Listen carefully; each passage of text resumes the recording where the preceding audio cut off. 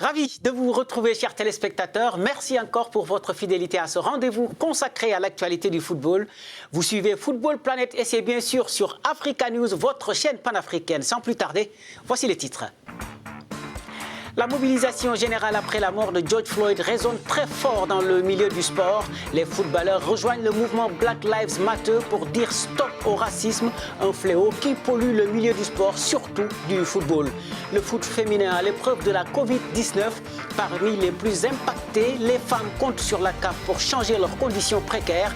Un sujet dont on discute dans cette émission avec l'internationale ougandaise Jean Selinde, très engagée dans cette lutte contre les inégalités dans le foot sur le continent. On parlera également de la CAF qui tient coûte que coûte à boucler sa saison. Deux pistes sont à l'étude pour terminer la Ligue des Champions et la Coupe de la CAF.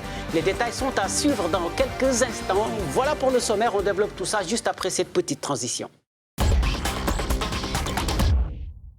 Salut à tous et bienvenue dans Football Planet, une émission que nous démarrons avec cette vague d'indignation après la mort de George Floyd, des condamnations qui interpellent le monde sportif et particulièrement celui du football, le moment ou jamais pour les instances dirigeantes de sévir contre le racisme qui gangrène le sport tel un virus à couronne. C'est un sujet de Ruth Lago et Hélène Chani Wangalois. Les yeux du monde du sport étaient braqués sur l'Allemagne. Après le soutien de certains joueurs de la Bundesliga à George Floyd, la Ligue allemande avait menacé de sanctionner Achraf Hakimi, Marcus Thuram, Jadon Sancho. Mais cette fois, ni la FIFA, encore moins les autorités du foot allemand n'ont loupé cette occasion en or de prouver que le racisme reste répugnant ou qu'il puisse se manifester. Et on le sait tous, c'est un virus qui infeste le milieu du sport, particulièrement le football. Et ces dernières années, il a pollué l'atmosphère dans les stades comme jamais. En Italie, en Russie, en Angleterre, en passant par la France, le racisme a fini par prendre ses aises. Dans certains pays comme l'Italie, il semble même banal. Et le pire, c'est de voir le mutisme de certains et des sanctions moins sévères que celles infligées pour un petit geste d'humeur envers un arbitre. Le temps du changement a sonné et cette sombre histoire de George Floyd pourrait bien changer le regard des autorités sportives sur la question du racisme. Les acteurs n'en attendent pas moins, le foot n'a pas besoin de ça et n'en aura jamais besoin. Il ne faudrait surtout pas rater ce virage de l'histoire. Et on espère bien que les mentalités vont changer avec ce mouvement. Je vous le disais en titre, la CAF fait montre d'une grande détermination pour sauver sa saison. Pour aller au bout de la Ligue des Champions et de la Coupe de la CAF, deux plans sont à l'étude. Les explications de Brice Quinhou et Claudia Ansono. La pandémie de coronavirus fait toujours planer un vent d'incertitude sur la reprise de l'édition 2019-2020 de la Ligue des Champions africaine et de la Coupe de la Confédération interrompue juste avant les demi-finales à cause de l'ampleur que prenait la Covid-19. Mais après avoir pris la température auprès de 39 de ses 54 associations membres, la Confédération africaine de football CAF ne compte pas croiser les bras pendant longtemps encore. Dans un communiqué, l'instance panafricaine envisage deux scénarios pour terminer ces compétitions. La première hypothèse prévoit des demi-finales aller du 31 juillet au 2 août, suivies des matchs retour une semaine plus tard, du 7 au 9 août. La finale de la Coupe de la Confédération est envisagée pour le 23 août et celle de la Ligue des Champions pour le 28 août.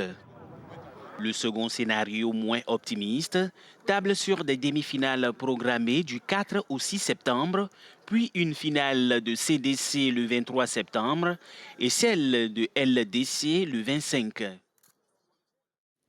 Et c'est mieux que de perdre définitivement la saison. La CAF est également attendue sur les détails de sa stratégie pour le football féminin, un foot rudement mis à l'épreuve par cette crise sanitaire. Avant d'en parler avec notre invité, l'internationale ougandaise Jean Selinde, retour sur les 5 points sur lesquels l'instance compte s'appuyer. C'est un sujet d'Erika Josia-Maket et Hawaou Suleimana.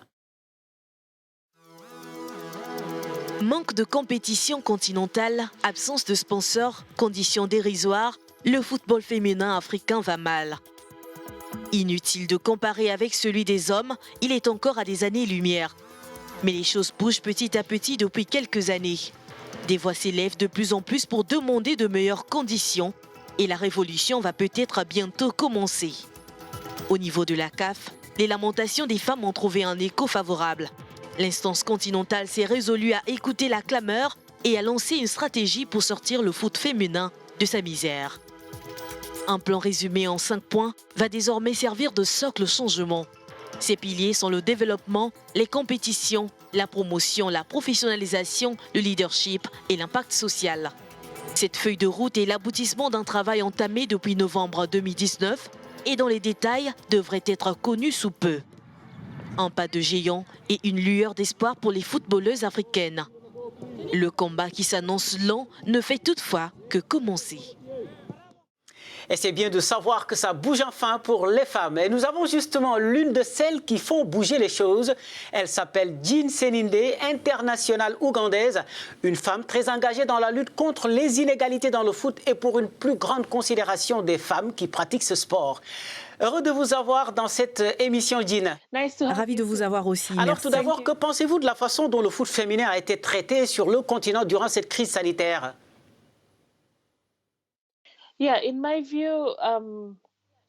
Oui, je pense que le football féminin a été traité de la même façon en termes de réaction. Dès que ce virus a été déclaré pandémie, les compétitions de football féminin ont été arrêtées dans toute l'Afrique, tout comme les compétitions masculines.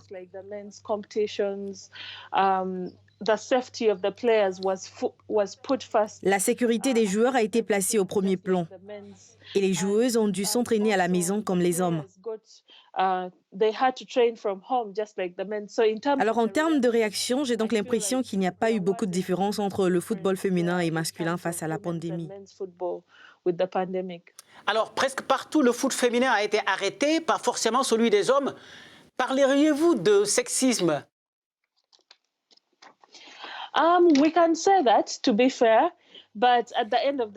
peut dire cela pour être juste. Mais en fin de compte, si vous regardez le football féminin en Afrique et dans le monde entier, il est encore au stade embryonnaire. Et il y a très peu de ligues entièrement professionnelles dans le monde. Et si l'on regarde le type de ligue que nous avons en Afrique, qui n'ont pas de sponsors, pas de personnes qui s'engagent pleinement avec les joueuses,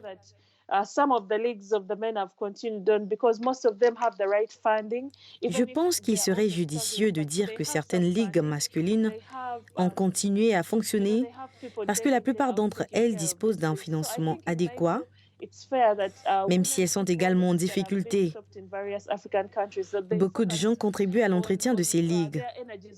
À mon avis, les ligues de football féminin qui ont été arrêtées dans divers pays africains concentrent leur énergie à faire en sorte que les nouvelles ligues qui se mettent en place bénéficient d'un soutien total, qu'elles reçoivent des fonds complets afin que nous puissions avoir une meilleure saison l'année prochaine et que le football féminin atteigne des niveaux plus élevés. Alors, vous avez une fondation qui œuvre pour le développement du foot féminin en Afrique. Que faudrait-il, à votre avis, pour changer la donne? La situation ne risque-t-elle pas d'empirer avec cette situation sanitaire? Bon, je ne dirais pas que la situation s'aggrave. Je pense qu'il est de la responsabilité de chacun d'entre nous de faire en sorte qu'elle continue d'évoluer plus loin qu'elle ne l'est, de s'assurer que nous obtenions les bonnes ressources, que nous ayons les bonnes personnes pour représenter le football féminin et que nous ayons une stratégie claire. Nous voyons que la CAF a déjà une stratégie pour le football féminin en Afrique. Il nous revient maintenant à nous et à tous les États membres d'avoir une stratégie claire sur la direction que l'institution veut donner au football féminin.